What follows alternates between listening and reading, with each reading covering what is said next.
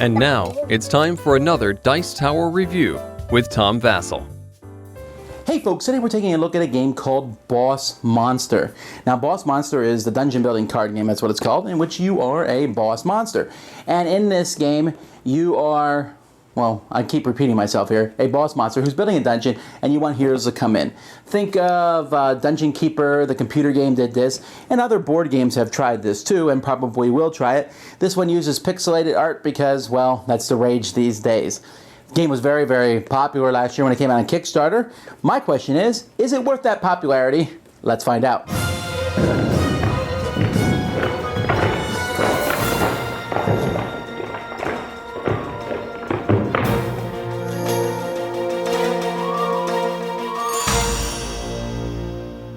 Each player is going to take a bad guy leader of your choice. You can hand them out randomly or give players two and pick one.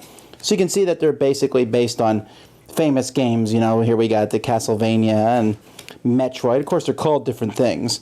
So you're going to pick one of these evil people, and that person is going to be the first room or the last room of your dungeon. People are going to come fight them, and as the game progresses, you're going to be building rooms in your dungeon like this, and heroes are going to be coming through these rooms. Now you can have up to 5 rooms in your dungeon. Each room that you have in your dungeon is going to have treasure in it that attracts people. So as the game progresses, at the beginning of each turn, you're going to turn over a number of heroes from the deck equal to the number of players. These heroes have a certain number of hit points, and they have a certain number of treasure that they're looking for. So this one is looking for gold bags. I don't have any gold bags, so he's not going to want to come to my dungeon. But let's see, this fighter here, he'll want to come to my dungeon because I have 2 swords. So there's different phases in the game, and the first phase is everyone's going to get, new heroes are going to show up, and everyone is going to get another room card. You'll have a hand of room cards that you'll be putting in your thing.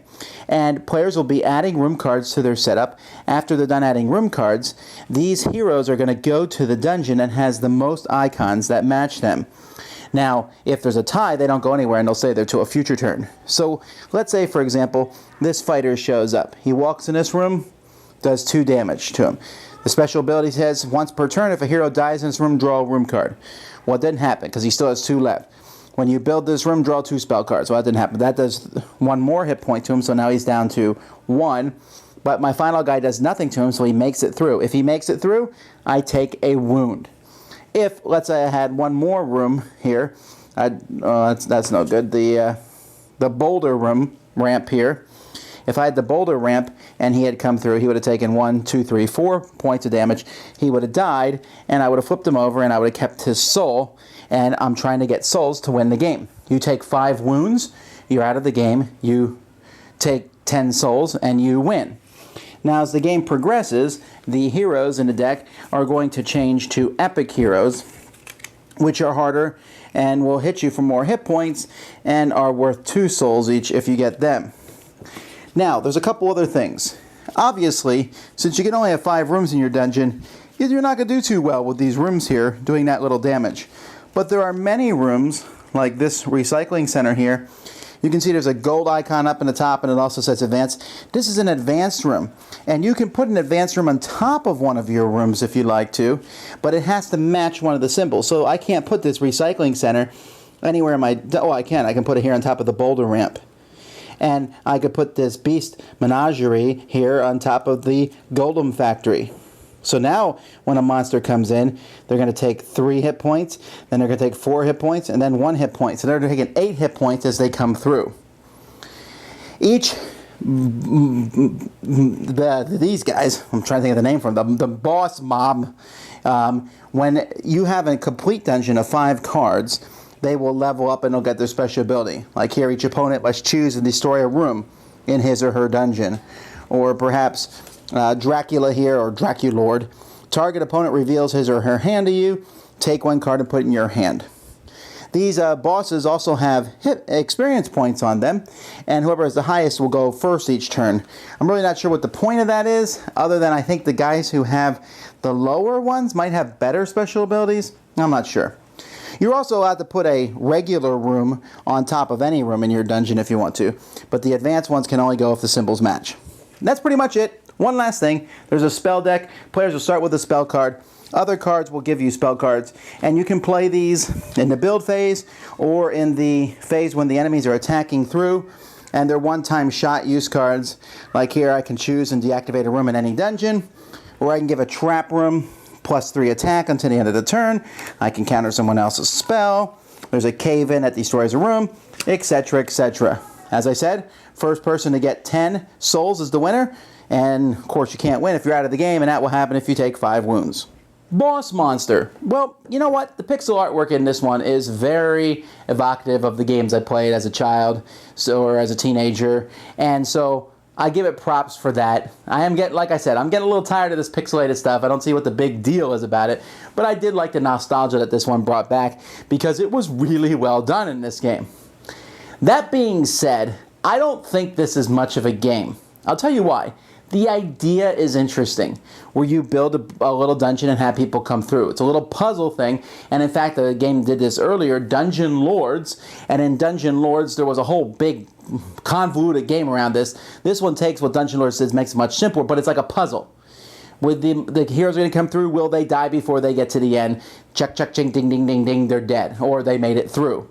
And you can try to get them to die in specific rooms to help you out or play a spell to kill them. But for the most part, it's kind of, you play some cards and then just watch them go through like pinballs through a pinball machine and see where they die. That's interesting, an idea, and it works okay. The problem is this game itself has some flaws to it. One, it's really not balanced.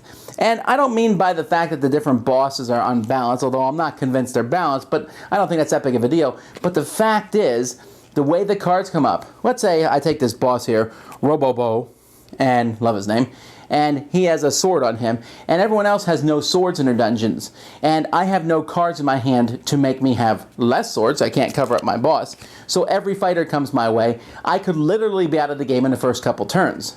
This has actually happened in one of the games I played, so I know it can happen, and there's nothing you can do about that.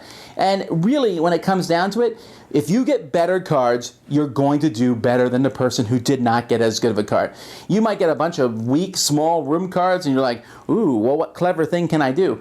Really, nothing. You can sit there and try to make it so that the monsters don't come to you, but your opponents can easily watch that too and go, oh, you got a lot of cleric symbols there. I think I'll cover them up and let all the clerics come visit you and wail on you.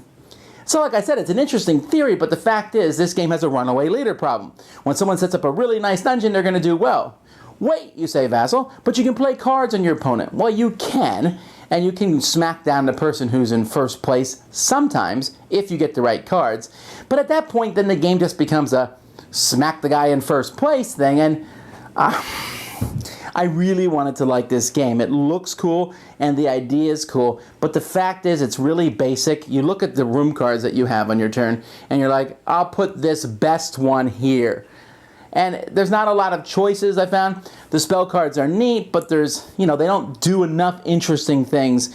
Artwork and everything is great. This game is way overhyped, though. It feels like a solitaire game for the most part, even though you are trying to, make people come to your dungeon or make them not come to your dungeon as opposed to your friends. But it also has player elimination, which can happen very quickly, and boo to that. I mean, how's that fun when you're out in the first couple turns and then for the next 20 minutes or so, you're sitting there watching other people play? Boss monster, just not feeling this one here. Just not that good of a game.